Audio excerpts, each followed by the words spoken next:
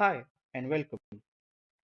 In this video, we will discuss linear bounded automata. To understand the LBA, we first need to know about the Turing machine. Turing machine was first invented by Alan Turing in 1936 and it is used to accept recursive enumerable languages.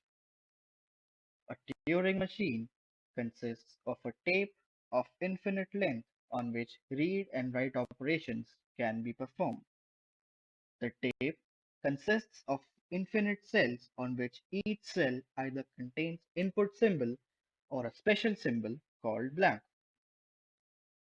It also consists of a head pointer which points to cell currently being read and it can move in both directions. A Turing machine is expressed as a 7-tuple where Q is the finite set of states, T is the tape alphabet, B is blank symbol, sigma is the input alphabet, delta is a transition function which is used for mapping, and depending on its present state and present tape alphabet, it will move to the new state, change the tape symbol, and move the head pointer to either left or right. Q naught is the initial state, and finally F is the set of final states. If any state of F is reached, input string is accepted. Now we move on to linear bounded automata. In 1964, Kuroda introduced a replacement and a lot of general models, especially for non-deterministic linear bounded automata, and established that the languages accepted by the non-deterministic linear bounded automata are exactly the context-sensitive languages. A linear bounded automation is a multi-track, non-deterministic Turing machine, the tape of some bounded finite length, where the length is a function of the initial input string length and the constant c. Here, the memory information is less than equal to c times input information. The computation is restricted to the constant bounded area.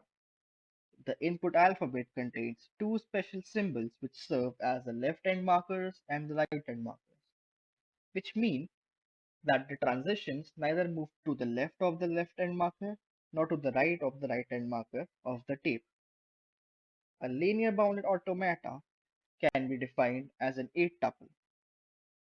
Here you can see that Q is a finite set of states, X is the tape alphabet, sigma is the input alphabet, Q naught is the initial state, ML is the left-hand marker, MR is the right-hand marker, where MR cannot be equal to ML. Delta is a transition function which maps each pair state tape symbol to state tape symbol and the constant c, where c can be 0 or +1 or -1. And as always, F is the set of final states. Here we can clearly see that linear bounded automata and how it is depicted. The working space in the tape is bounded by the left-hand marker and the right-hand marker respectively, and all the computation is done between the end markers. As mentioned before, we define LBAs as non-deterministic. This is one of the example languages accepted by the LBAs, where L is equals to A to the power n, B to the power n, and C to the power n. This can be written as L is equals to A to the power n factorial. It is noteworthy that LBAs have more power than the NPDAs, and LBAs also have less power than the Turing machines. An important point to note: suppose that a given LBA M has Q states, M characters within the tape alphabet, and the input length is n, then n can be n at most the function of n, configurations, that is, a tape of n cells and m symbols. Therefore, we are able to have solely m and totally different tapes. The tape head is typically on any of the n cells, which we have a tendency to a typically death penalty in any of the Q states. So that was all about the LBA or linear bounded automata. Hope this helped. Thank you so much.